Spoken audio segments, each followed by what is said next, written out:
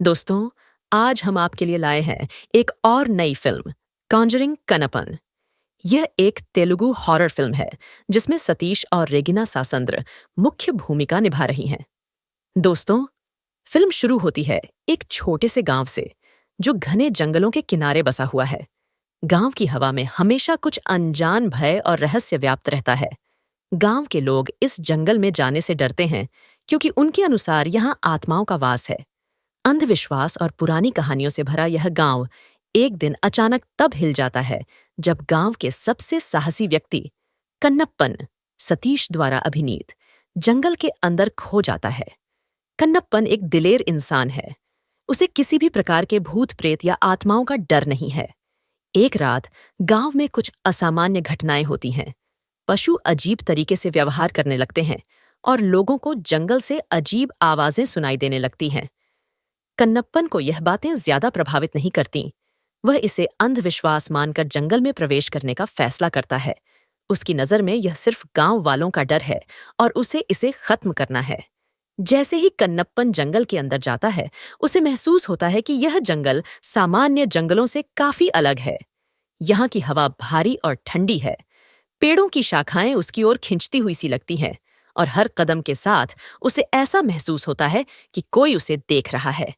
कन्नप्पन का साहस अब भी उसे आगे बढ़ने के लिए मजबूर करता है, लेकिन धीरे धीरे वह इस जंगल के अजीबोगरीब माहौल से प्रभावित होने लगता है। अचानक कन्नप्पन को जंगल के अंदर एक पुरानी, उजाड़ हुई कुटिया दिखाई देती है। उस कुटिया के अंदर से एक बूढ़ा आदमी बाहर आता है। उसकी आंखों में एक अजीब सा भय झलकता है। वह कन्नप्पन को चेतावनी देता है कि वह जल्द से जल्द इस जंगल को छोड़ दे, क्योंकि यहाँ आत्माएं जाग चुकी हैं।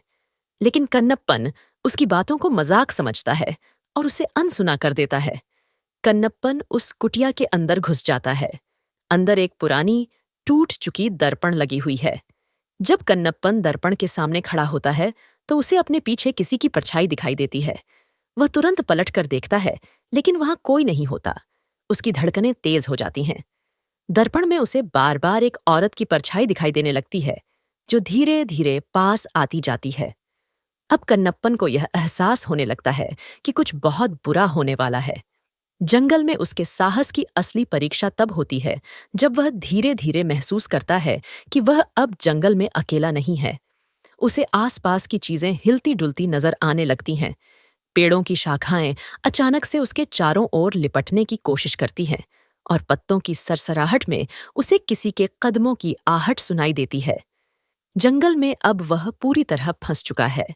हर तरफ से उसे डराने वाली आवाजें और भूतिया घटनाएं घटने लगती हैं। जैसे जैसे कहानी आगे बढ़ती है, कन्नप्पन को आत्मा की पूरी सच्चाई पता चलती है। आत्मा का नाम देविका था और वह गांव की एक सुंदर और समझदार महिला थी। गांव के ही कुछ लोगों ने लालच और ईर्ष्या के कारण उसे धोखे से जंगल में बुलाया और उसकी निर्मम हत्या कर दी। उसकी आत्मा अब भी इस जंगल में भटक रही है और उसे तब तक शांति नहीं मिलेगी जब तक उसकी मौत का बदला नहीं लिया जाता। देविका के साथ जो हुआ, उसकी कहानी जानने के बाद कन्नप्पन का दिल उसके लिए भर आता है। वह अब डर से बाहर आ चुका है और उसे समझ में आ गया है कि अगर उसे खुद की जान बचानी है तो उसे देविका की आत्मा को न्याय दिलाना होगा। लेकिन सवाल यह उठता है कि वह ऐसा कैसे कर पाएगा। कन्नप्पन देविका की आत्मा से संवाद करने की कोशिश करता है। वह उसे बताने की कोशिश करता है कि वह उसके दर्द को समझता है और उसकी मदद करना चाहता है। लेकिन देविका का गुस्सा और दुख इतना गहरा है कि वह कुछ भी सुनने को तैयार नहीं होती। उसकी आत्मा बार बार कन्नप्पन को धमकाती है और उसे जंगल से भागने के लिए कहती है। कन्नप्पन के पास अब दो ही रास्ते बचे हैं। या तो वह देविका को उसकी पीड़ा से मुक्त करे या खुद इस जंगल में हमेशा के लिए फंस जाए। कहानी के इस मोड़ पर एक फ्लैशबैक में गांव का अतीत दिखाया जाता है। ये खुलासा होता है कि देविका को धोखे से मारने वाले लोग आज भी गांव में रह रहे हैं। उनका परिवार और वंश इस बात को छुपाकर जी रहा है कि उनके पूर्वजों ने कितनी निर्दयता से देविका की हत्या की थी। उस समय इस अपराध को छुपाने के लिए गांव के प्रमुख लोगों ने मिलकर देविका को इस जंगल में हमेशा के लिए कैद कर दिया था। यह सच्चाई जानने के बाद कन्नप्पन का गुस्सा फूट पड़ता है।